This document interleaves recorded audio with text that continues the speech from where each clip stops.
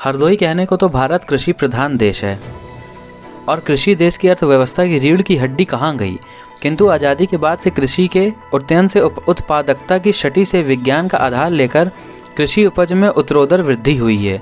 इसमें कोई दो राय नहीं है, किंतु कृषि संसाधनों एवं उपज के उचित रख रखाव की ओर सरकार द्वारा विशेष ध्यान नहीं दिया गया। इसी का परिणाम है कि पर्याप्त कृषि योग्य भूमि होने के बावजूद किसान गरीबी की त्रासदी से उबर नहीं पा रहा है। संसाधनों को आंकड़ों के माध्यम से देखा जाए तो पर्याप्त मात्रा में है, किंतु परिस्थितियां वास्तविकता से कोसों दूर खड़ी हैं। वर्षों से 60 से 70% बंद नलकूप एवं सूखी पटी पड़ी नहरें इस बात का सबूत हैं कि सिंचाई संस्थानों पर करोड़ों रुपए फूकने वाली सरकार की व्यवस्था में कितनी खामियां हैं।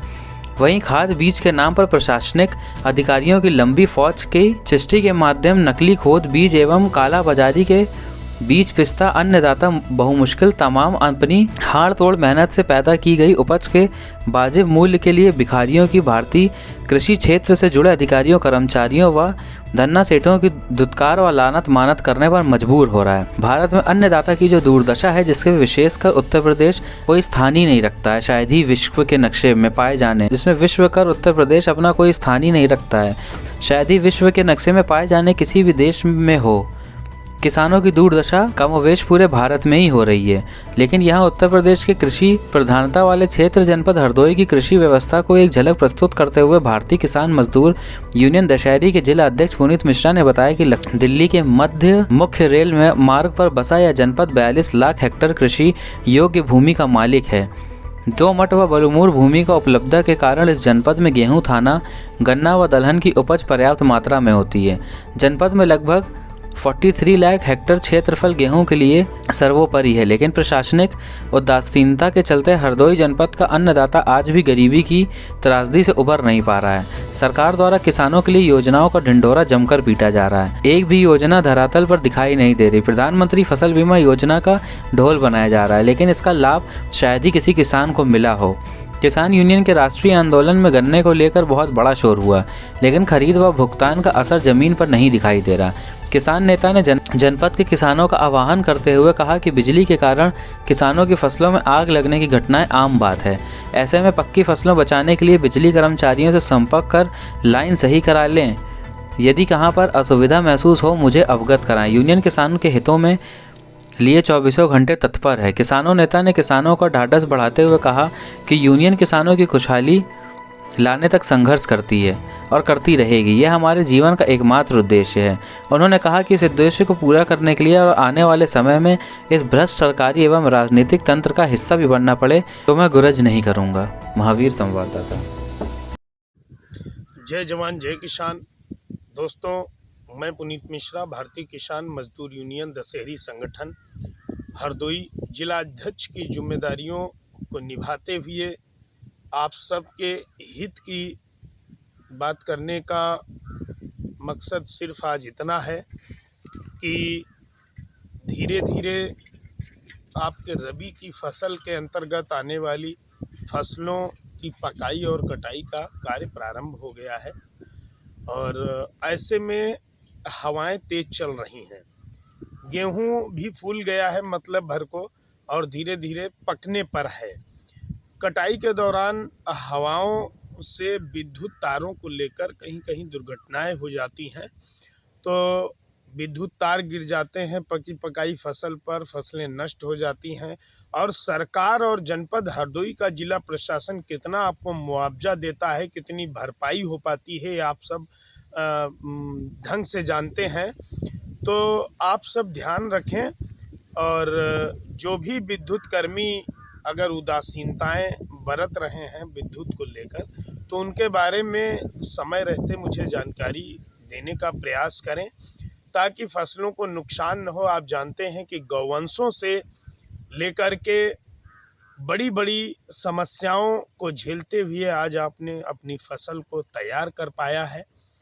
कितना आपको मिलता है ये ऊपर वाले की देन है, जो भी आपकी किस्मत में होगा उतना मिलेगा फसलों से आपको, लेकिन उसकी अब लास्ट समय में रक्षा करना हमारा आपका सभी का कर्तव्य है।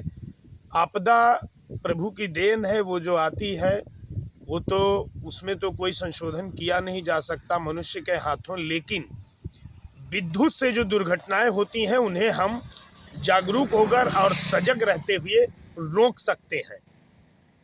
जो खेतों के ऊपर से तार निकले हुए हैं उनका विशेष ध्यान रखें, समय समय पर सप्लाई को बंद कराने का कार्य करें, क्योंकि फसल ही हम आप किसान मजदूर साथियों का जीवन है। इसी के सहारे हम अपने बच्चों से लेकर के और परिवार का पालन पोषण अन्य ज़रूरतों को पूरा करने का प्रयास करते हैं। इसी जानकारी के साथ आप सभी को जय जवान जय किसान।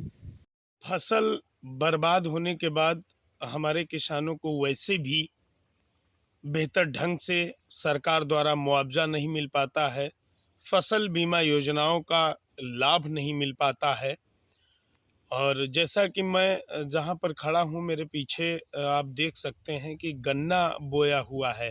गन्ने को लेकर बहुत मारामारी हुई। हमारे राष्ट्रीय आंदोलन में भी गन्ने का जिक्र किया गया, गन्ने के मूल्य का, उसके भुगतान का जिक्र किया गया, लेकिन ज़मीन पर आज भी गन्ने की समस्याएं किसानों को घेरे हुए हैं, उनके मूल्य की समस्याएं किसानों को घेरे हुए हैं।